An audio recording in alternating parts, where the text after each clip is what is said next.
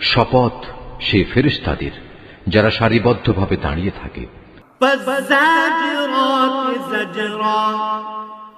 শপথ সেসব ফেরেশতার যারা সজোরে ধমক দেয়।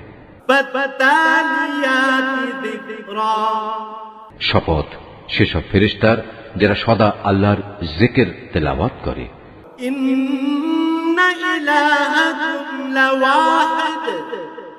অবশ্যই তোমাদের মাবুদ হচ্ছেন একজন।